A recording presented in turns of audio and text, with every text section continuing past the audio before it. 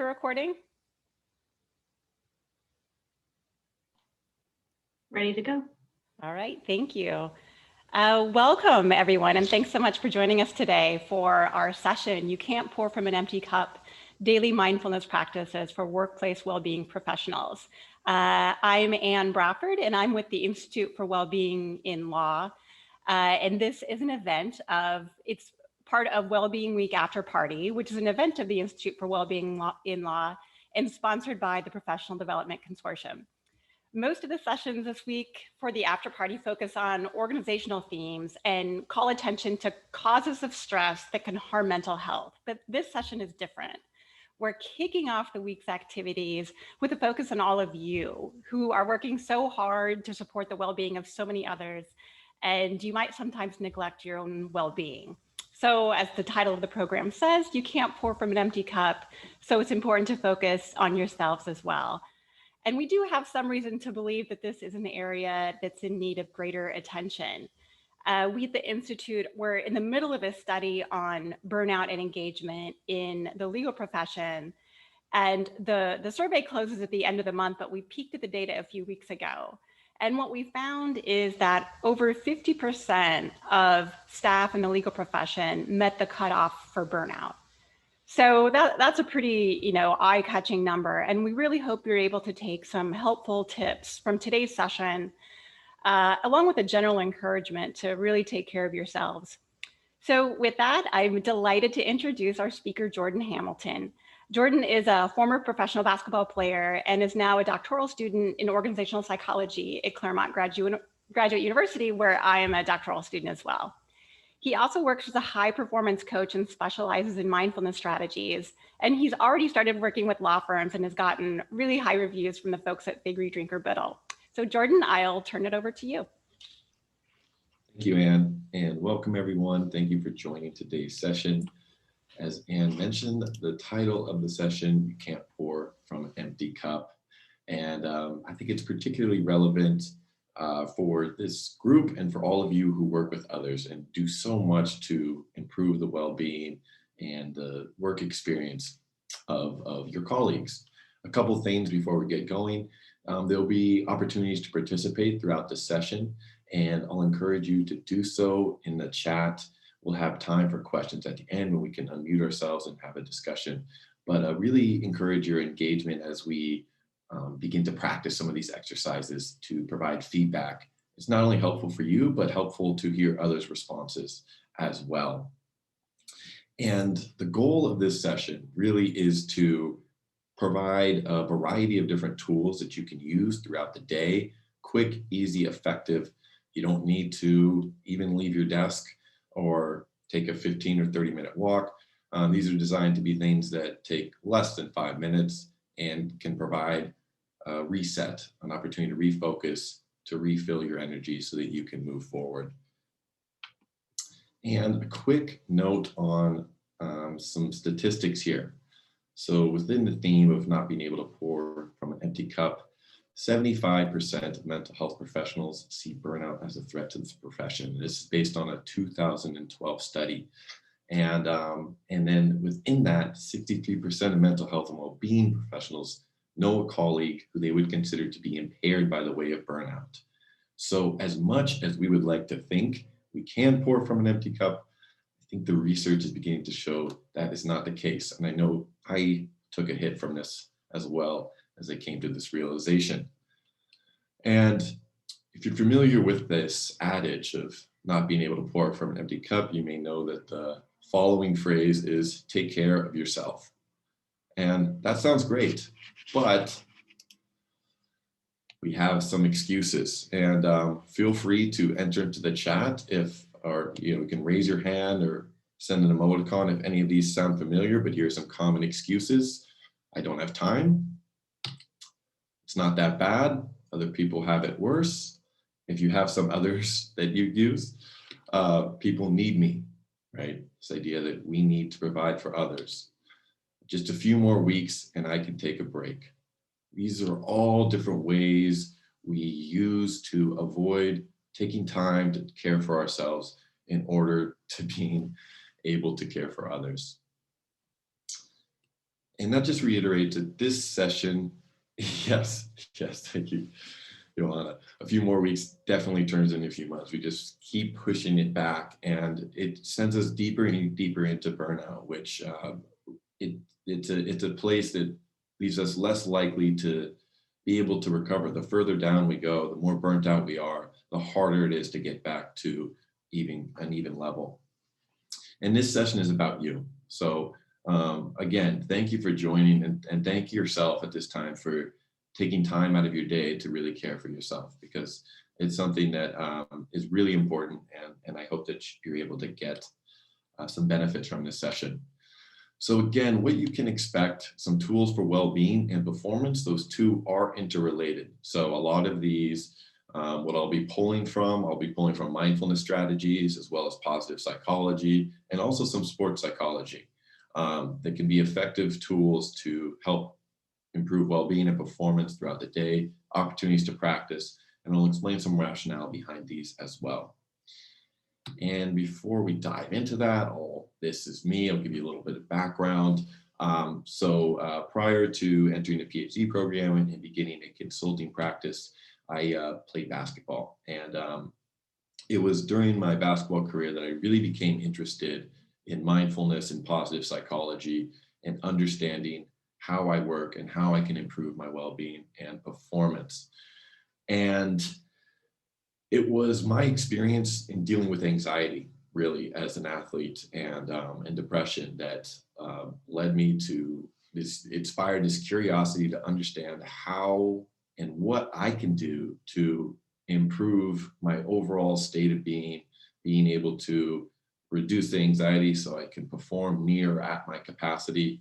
And it led me along this now 15-year journey to understand that. And in my own experience, these tools I'm sharing with have worked for me. They've worked for me on the court. They've worked for me in my life off the court, and with a number of different clients I've worked with as well.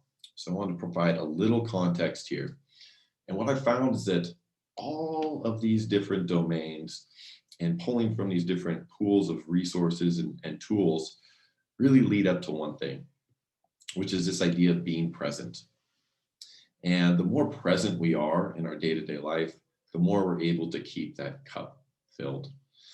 And the way mindfulness contributes to being present is really in three ways. One is it improves our ability to focus in the moment on what we want to focus on for longer durations of time. It improves our ability to let go, to release that which is no longer serving us, release negative emotions or mistakes. And then it improves our overall awareness of ourselves, of how we work, and how we can begin to shift our state.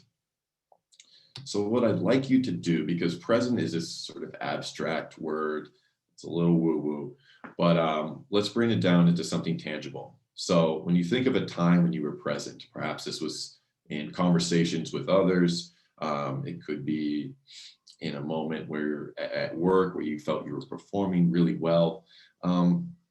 What does being present look like, feel like, sound like to you? And this could be a word, it could be 3 words, but go ahead and enter into the chat because we'll be using this as a reference point in some of the exercises that we engage in. And I'll go ahead and pull some there. Again, it's a state where you just really feel here. You feel like you're able to connect with others easily, flow. Yep. Paying attention and listening. Yeah, there's this idea of both. You're able to focus on whatever's happening around you. You're taking in information with ease, calm and patient, peace, and a song in my heart. I love that.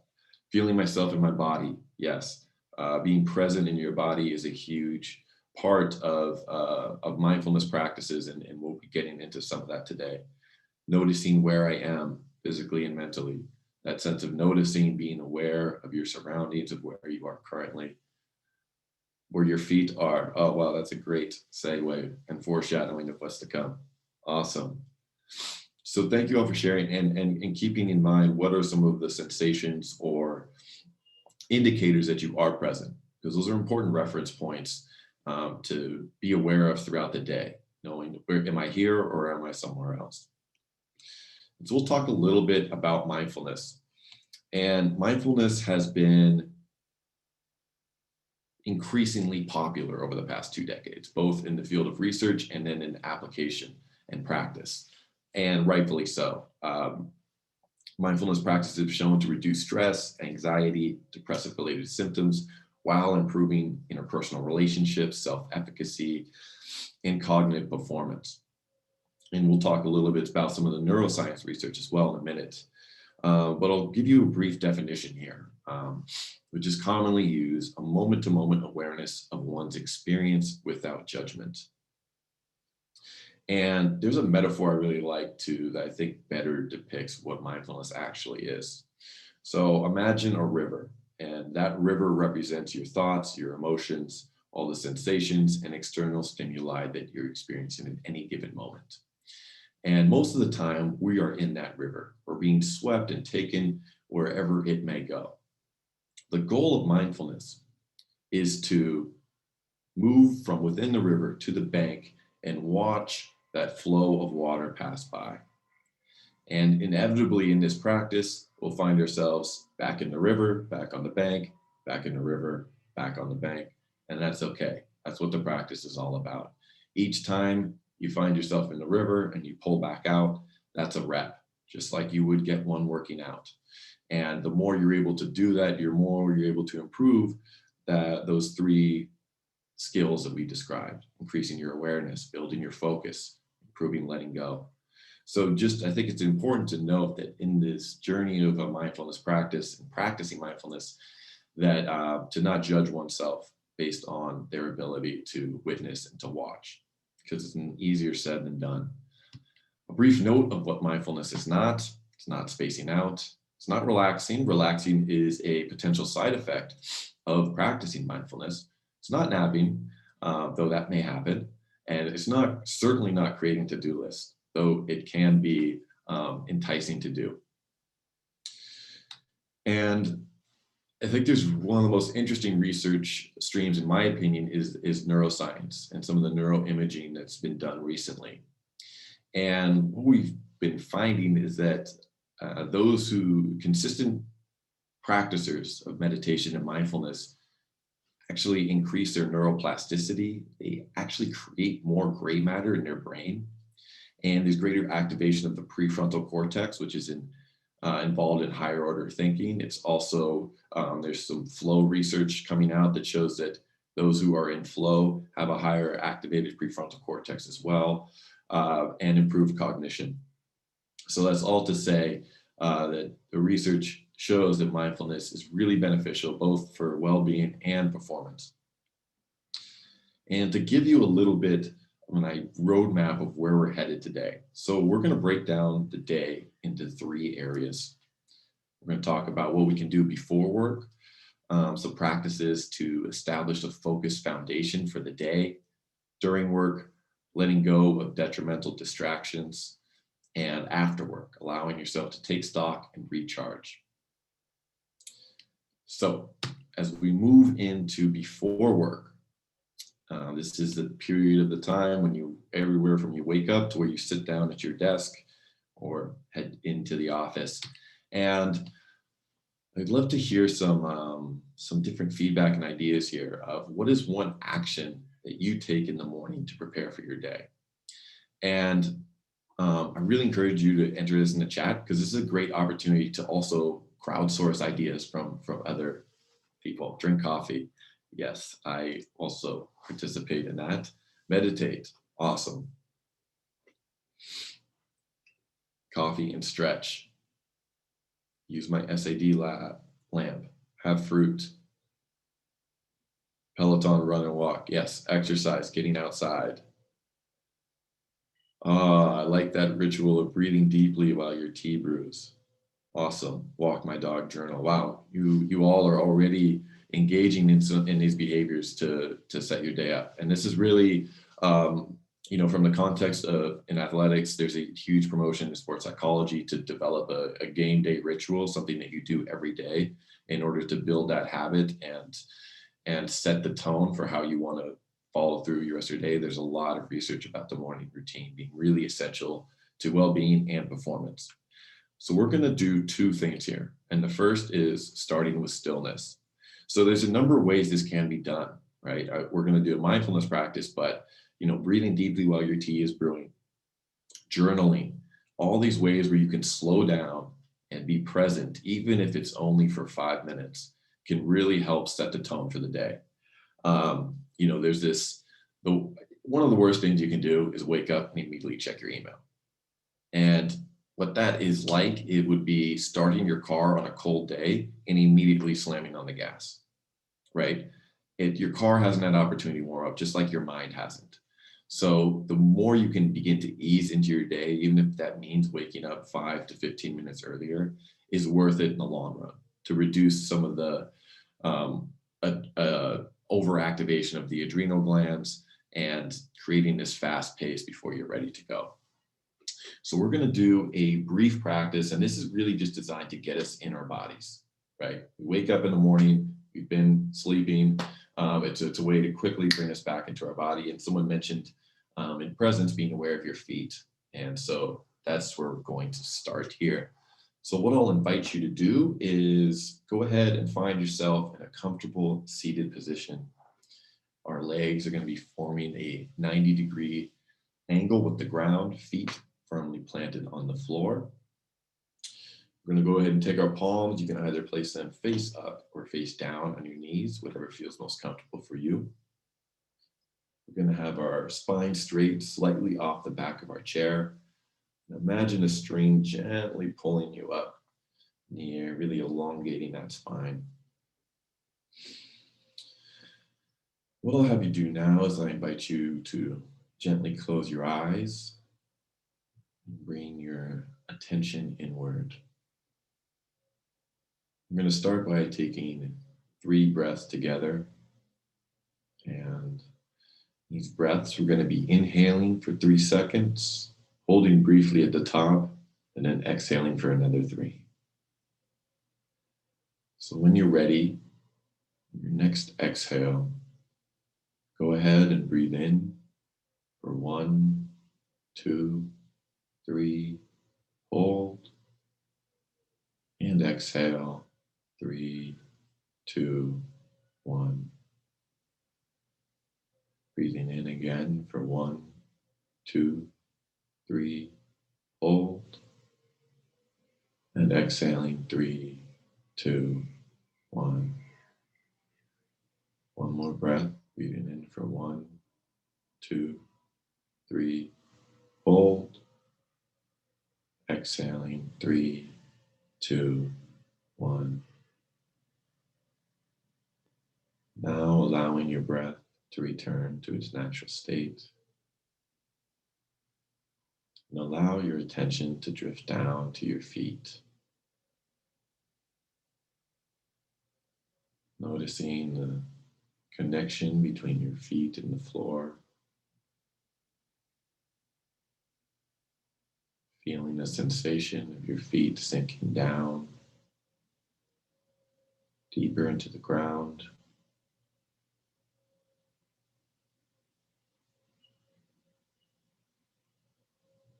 Becoming aware of the feeling of your hands and your knees. Allowing your shoulders to relax. Feeling a warm sensation of heaviness.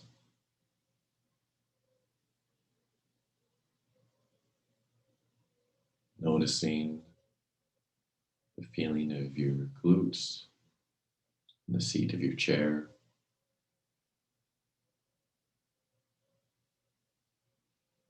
Feeling yourself gently being pulled down by gravity into your body, into your moment.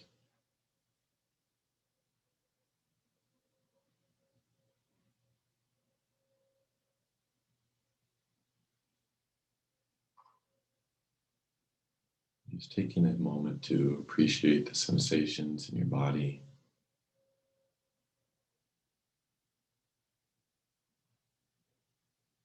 Perhaps a sense of calm.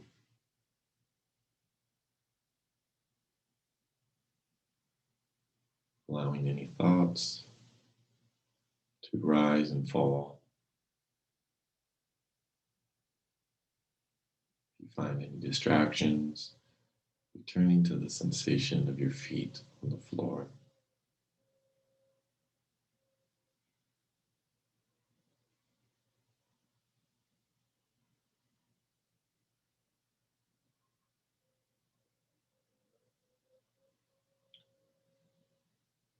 Right. When you're ready, go ahead and open your eyes and return to the room. All right. So again, that practice was 4 minutes. So it doesn't take too long takes a few moments to get back into your body and experience some state of stillness. Now, I don't want to project that, so feel free to enter into the chat what you using one word, what types of feelings you had in your body during this practice, or what you noticed as you were sitting here for these few moments. Softening, I really like that word. Appreciation, calm. Yeah, softening is this is a really good term to describe that physical response of relaxation that happens when we shift from sympathetic to parasympathetic. We allow a lot of the we have so much going on in our bodies, both different muscle groups, and allowing everything to relax is really helpful, especially when we start in our day. Great. All right. And we're going to now, so after stillness, let's find some inspiration. And part of why the theory behind this is it goes to this, a pioneer in positive psychology, Barbara Fredrickson, talks about broaden and build and this upward spiral, where when we experience positive emotions, it creates this upward spiral where we're more likely to experience more of that. So when we begin our day, it's nice to be able to pull some inspiration, something that helps motivate us, helps remind us of our why, of why we're doing what we're doing. And that could take a number of different forms. It could be a quote, it could be a picture of family members, of loved ones. It could be watching a YouTube video that you really enjoy, but finding something that provides this sense of positive energy, of motivation, and you get to experience some positive emotions. Because again, the way we start our day will set the tone for how we go throughout. I know, athletes will watch their highlight tape before a game to get them into that state, to remind them of when they're at their best. And maybe there's some equivalent to that where you could think of a memory of when you were really present, really performing in the way you would like to. So, feeding yourself some inspiration, just like you'd like to, nourish your body with some quality food, is a really good way to begin the day. And now during work, and this is, I liken this to being in the game, right? When you're at work, you don't have time typically to take a 30-minute break or, leave. There are situations where you can't just step out and walk away, where you need quick things that you can use to help you refocus, recenter, and re-engage in whatever it is you're dealing with. So, how do you recharge while you're at work? This could take a number of different forms. I could see coffee being another option here, but I'd also invite you to think of some other strategies. But when you find yourself off balance, or you in need of a infuse of energy, what is it that you do? Treadmill desk, quick walk around the block, take a walk, step away from laptop and computer, yoga over lunch. That's awesome if you're able to engage. I think midday movement is really good. 4x4 breathing. No way, Angela. Okay. Watch the birds in Capitol Square. Deep breathing. Oh, crochet. Nice. Yoga.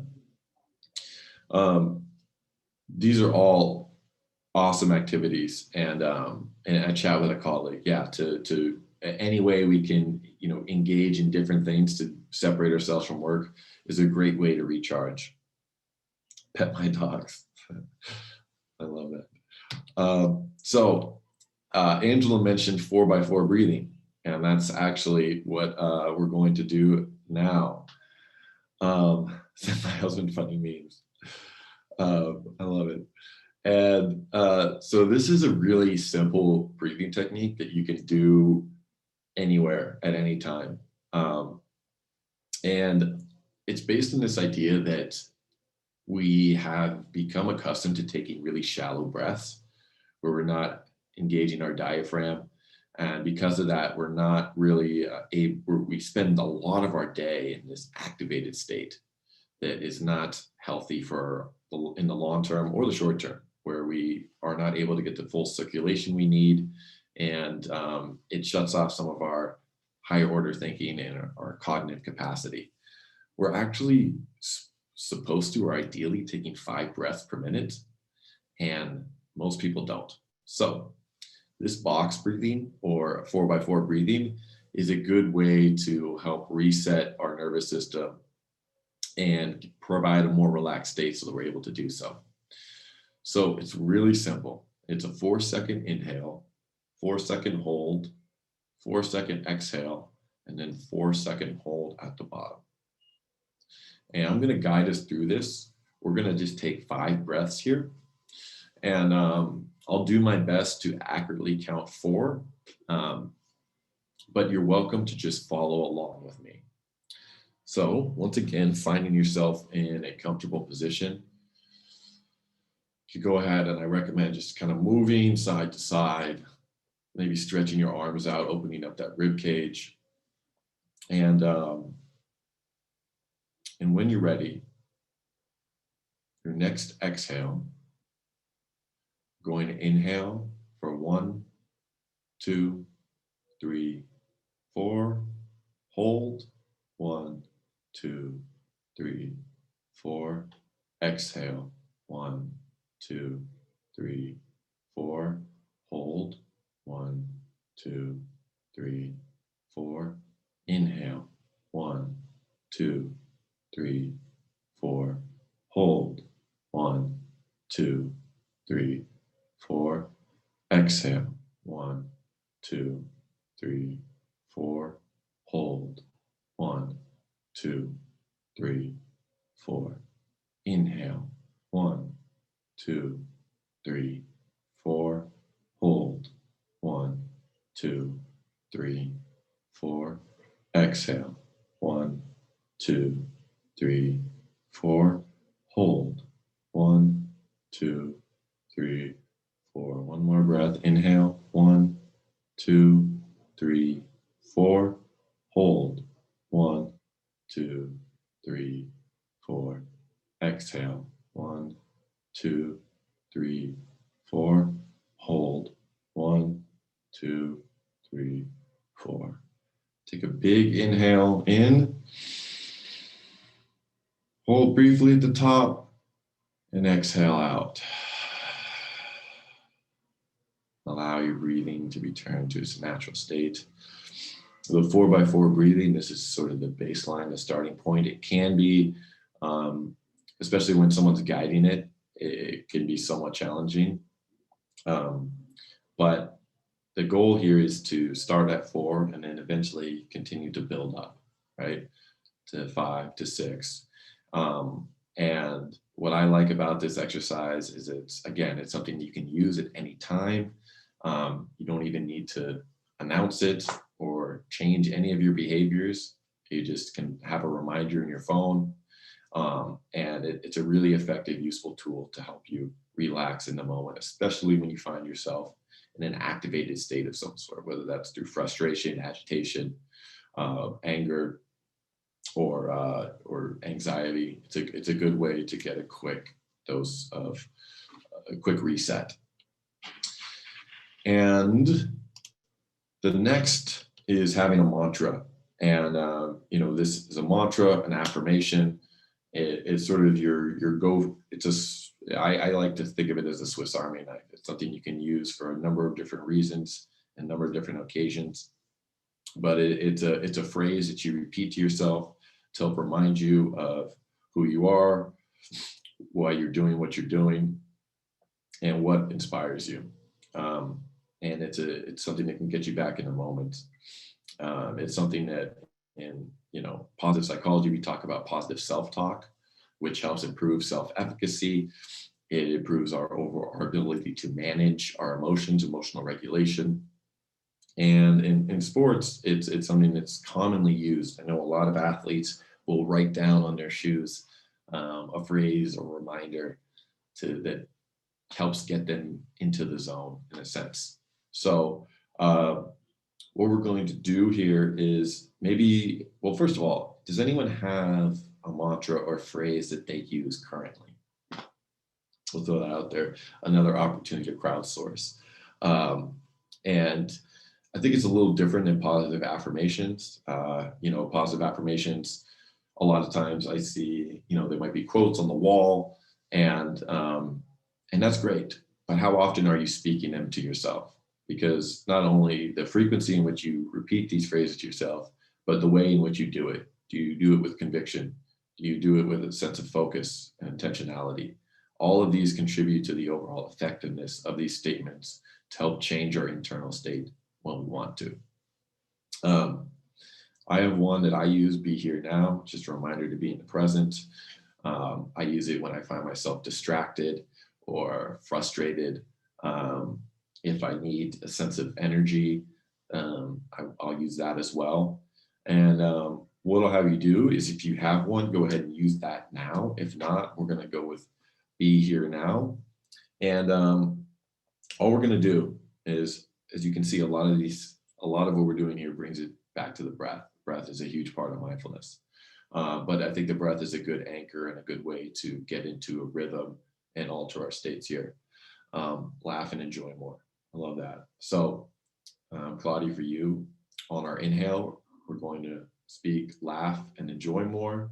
Exhale, laugh and enjoy more. And again, we're repeating it to ourselves. We're using our breath to create a rhythm. For those of you, you're welcome to borrow Be Here Now, but we're just going to do 5 breaths here. And you don't need to close your eyes. You don't need to do anything else. All I ask is that you focus on repeating these words internally to yourself and noticing how you feel. So we're going to inhale, be here now. Exhale, be here now. Inhale, be here now. Exhale, be here now. Inhale, be here now. Exhale, be here now. Inhale, be here now. Exhale, be here now. Inhale, be here now. Exhale, be here now. So, for those of you who were able to participate along with that, I'd love to hear just a word of how you feel in your body right now, especially after exercise and after the box breathing. Quick check-in, one word, present. Awesome, all caps. Something we like to see. Because again, part of mindfulness is expanding our awareness. So these check-ins are not just for me to gather feedback, but for you to check in with yourself. The more you're able to understand yourself and uncover the nuances of your moment-to-moment experience, the better you'll be at being able to manage those states. Calm and peaceful, mental chatter decreased. Awesome. Centered and balanced, relaxed. Also, the reason why I'm presenting a number of different practices here is with the assumption that not all of these will resonate with everyone, right? There are different learning styles, auditory, kinesthetic, visual. So I tried to pull from different domains in that sense.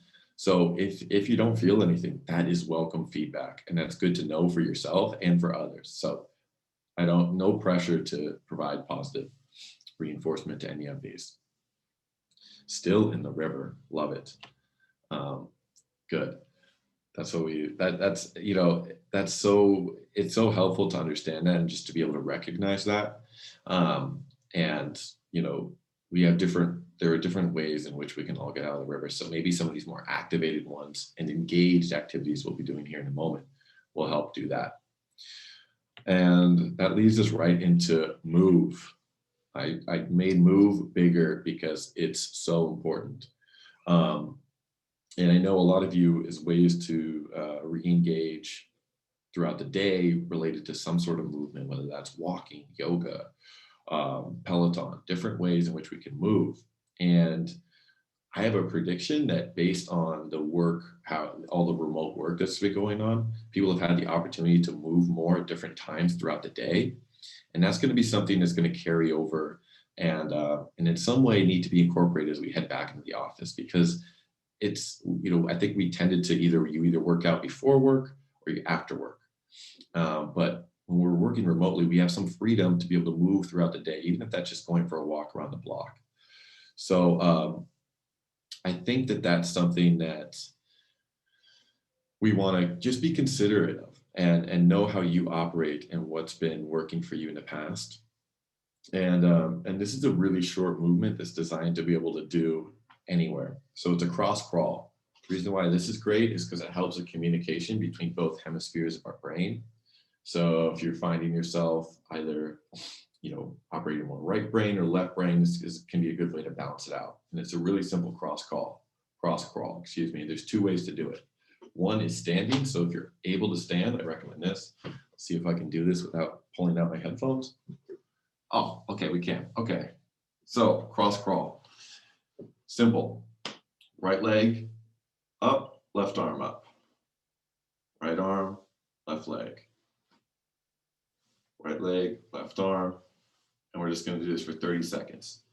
Now, if we're sitting down, we're going to lift our left leg and our right hand, and we're going to bring them both down at the same time. So, and it might take, I don't know if there's any musicians in the room, but you might be better at this because it's kind of has a rhythm to it. So left leg, right hand down, right leg, left hand down.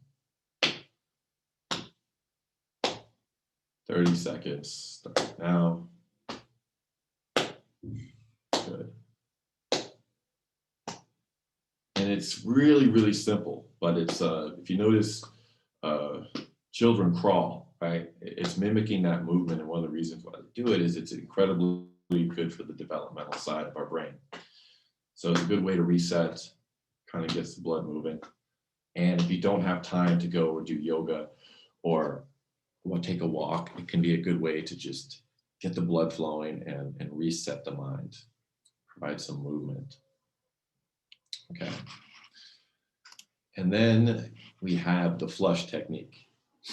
So this is a really popular intervention in sports psychology. And there was actually just an article published about this in relation to a wide receiver for the Minnesota Vikings, I think Adam Thielen. I don't know if I pronounced his name right, but there was a famous play, I think a year or two ago, where he dropped the ball, and on the next play, he caught this incredible touchdown. And he talked about how he used this technique after that mistake, after that drop ball, in order to get him back refocused in the moment. So what it entails is you bring to mind an event, interaction, or mistake that's been bothering you. You imagine all those emotion, images, thoughts pouring into the water, into a toilet bowl. And then you physically flush with your fingers. And you watch all those emotions, all the thoughts associated with it swirl away and disappear. It sounds overly simple and somewhat magical, but the reason why it's effective is because it's already an ingrained behavior, right? We've been flushing toilets for anywhere between 20 and 40 years. And we understand that when we do this, things go away. So it's a practice that can be really effective. A lot of these practices, the more you use it, the more effective it will be. But it's something that you can use in the moment, right? You just You just sent an email and there's a misspelling, and you feel all those activated emotions arise, and anxiety. And it's just a good way to reset yourself. Or you're leaving a meeting where you feel flustered, you don't feel heard, and you can use that right there. And so it's important to have these in the moment tools. I've used this on the court after an embarrassing air ball, just as a quick way. And it's as simple as this. You get it down to where you practice it enough so that you can skip having to imagine all those emotions entering into the bowl and disappearing, and it just becomes an automatic response. Yes, I like that. Write it down, put an envelope, seal it away, rip it up, throw it away. Yes, it's very similar. It's a similar process that's happening. It's taking this idea of getting it out of your head, away, and sending it off. So I recommend, if there's something that comes up for you throughout even just today, to give this a shot. It's not as effective retroactively. It's something you want to use in the moment. So I'd encourage you to practice it in that sense. And now we get to after work. And I think this is something that, especially during the pandemic, has become increasingly challenging. Because, I mean, first, we may have had challenges leaving our work at the office, right? But now we never really leave work because our work is at home. So a lot of this is about, how do we create separation between our work and our life? And in order to maximize our recovery and our rest. So one thing I've noticed in optimal performance and high performance research and trends is that it typically starts in athletics. And you see athletes like LeBron James, Russell Wilson, spending millions of dollars on their recovery a year. Now, I'm not saying that we do that, but what I am saying is it's interesting to note those trends and to perhaps shift our perspective and place more of an emphasis on how we are resting and recovering throughout our day. So with that being said, I'd be curious to see, what do you do now to create separation between your work and your life?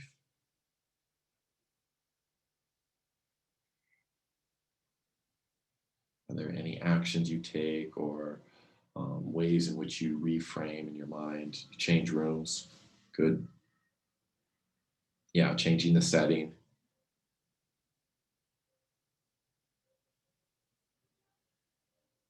Turn off the computer. Shut the laptop. I like how that's emphasized, because that is important. We'll get into some of those behaviors. Go outside for a few minutes. Turn off my work phone. Slam it shut.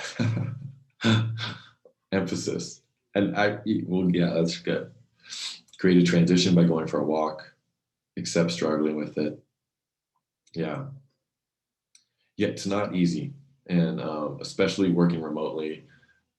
So let's talk a little bit about what we can do. So closing tabs, walk the dog. This is my own personal curiosity. If you were to estimate right now, how many tabs do you think you have open on your browser? Go ahead and enter into the chat. No judgment here. 10, 6, 7, 2. Oh, Gene, that's awesome. 7 to 10, 8, 5, 3, 20 plus. Jesse, I'm with you. 4, 10 to 5. Good. Okay. And again, no judgment here. You know, a lot of 3-on-1 browser. Yeah, I had to stop having 2 browsers. It just got to be too much.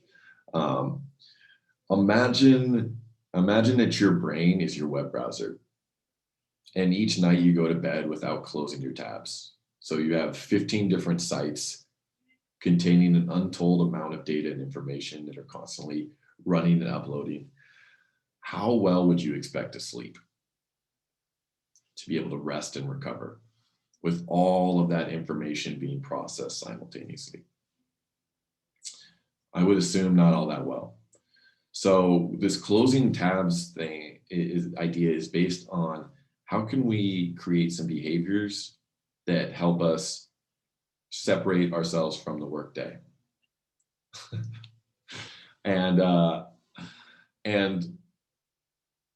there's a neuroscientist, Andrew Huberman, who I really enjoy listening to. I think he breaks it down in a really effective way. And one thing he talks about is behaviors is the easiest way to help regulate our thoughts and emotions. And if you've ever tried to spending your day trying to manage your thoughts and emotions consciously is a full-time job, and none of us have time for that. But what we can do is start to integrate behaviors into our lives that do that for us. So, the first is physically separate yourself from your phone and other devices. That's something that a few of you mentioned. And that means physically shutting down your laptop, turning off your phone, and set and establish a wind down time. So whatever that may look like to you based on your day, but have a set time. You can set an alarm on your phone that says wind down. And when that alarm hits, you begin to develop this habit of, okay, now I know that it's time to start to separate and to begin to wind down and rest. And then clear your workspace and organize for tomorrow. I know I've had this huge, papers everywhere and each day. And when I look at it, what my brain thinks is there's so much going on. There's so much to do. If we can clean up our space, we're also able to clean our mind out from all the work from the day as well. So these are really simple strategies that can help, again, shift us from work mode into rest mode. Yes, and finding ways to do the hard reset, and I think also closing tabs. And you mentioned breaking up the day, so engaging in a walk or doing something unrelated to work. What I'll do is at the end of the day, I'll go outside and I'll just run around the block. And it's just, you begin to create these rituals that your brain likes habits. It likes knowing that certain things are going to happen, and it'll enjoy the ability to shift over. And another way in a similar vein is capture key takeaways. So one way that helps us be fully present is to help minimize the uncertainty of the future. Seems like a futile task, and it is, but the simple act of recapping our day and knowing what's ahead of us tomorrow can help put our mind at ease so that we're not carrying all those tabs with us into bed.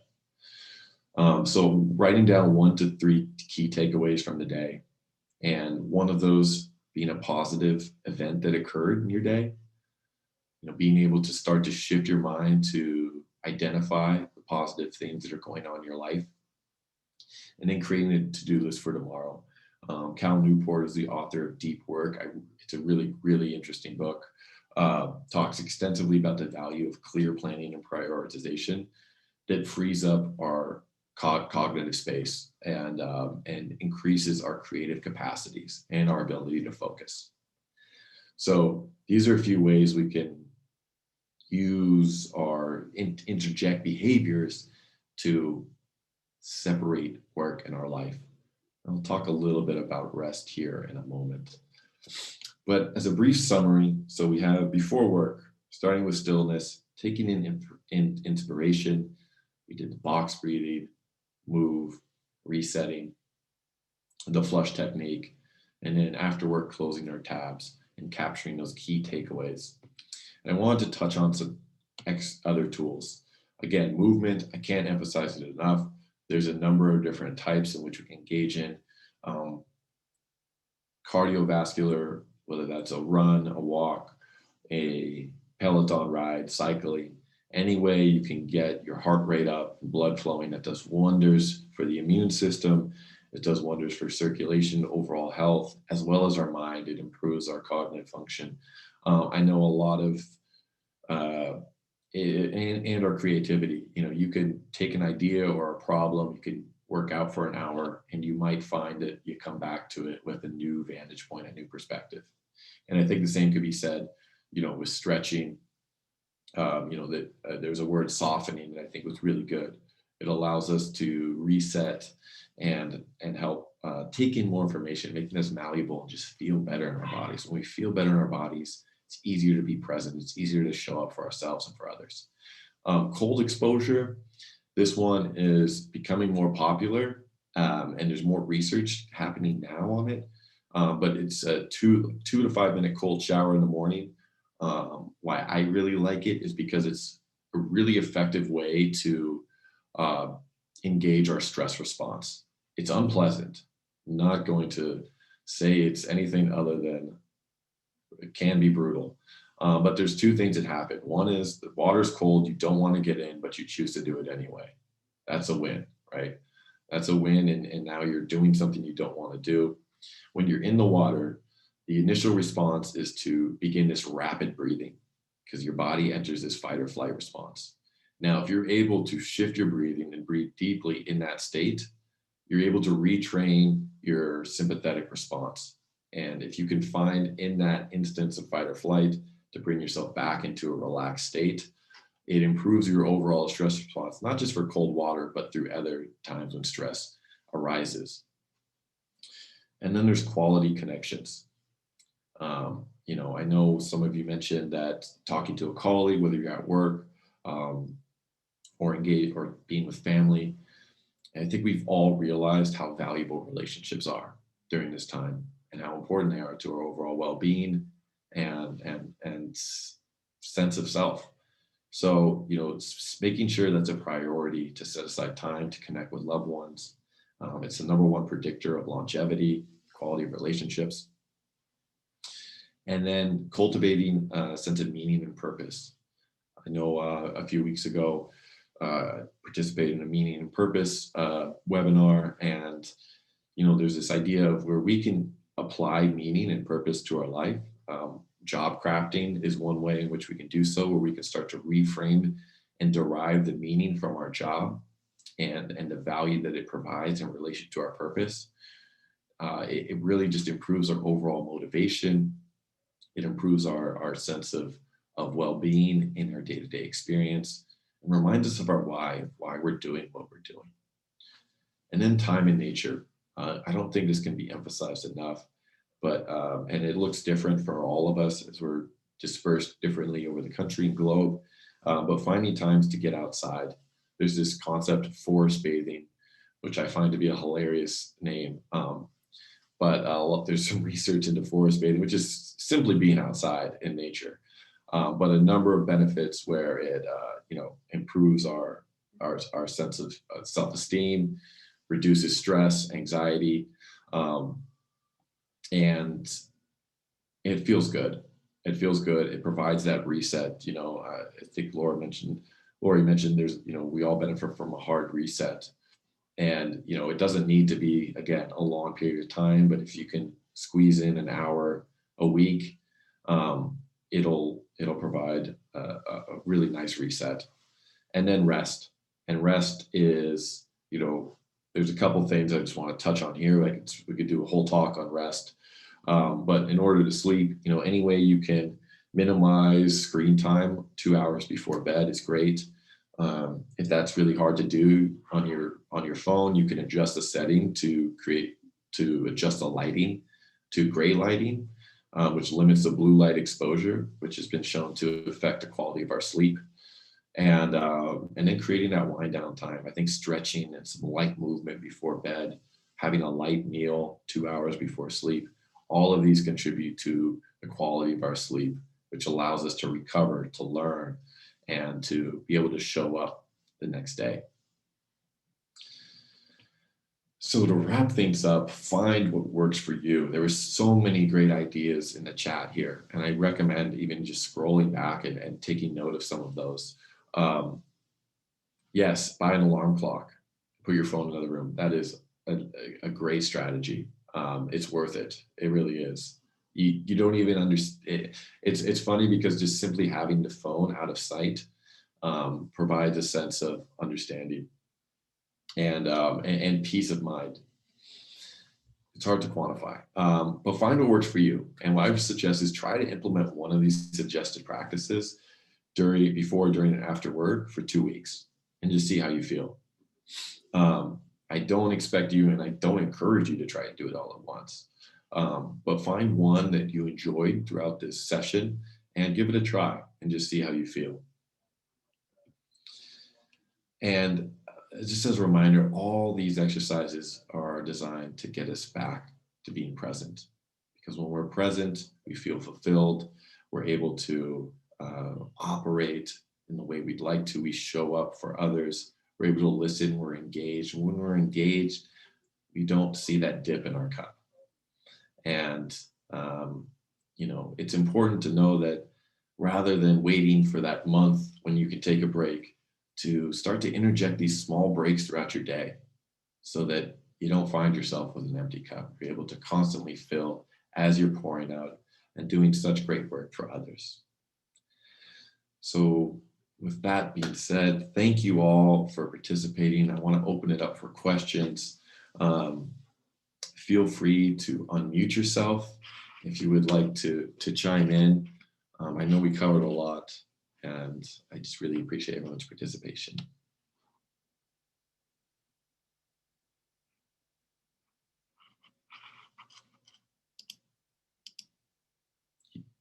Thank you. Yeah, you're welcome to enter into the chat as well. You don't want to unmute, but any questions?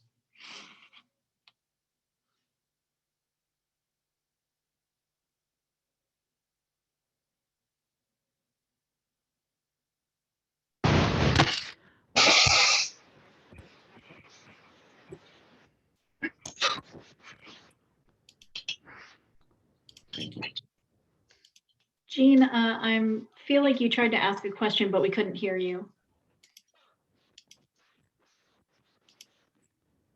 I can see Jean, your we lips can moving, see your but lips I can't. moving.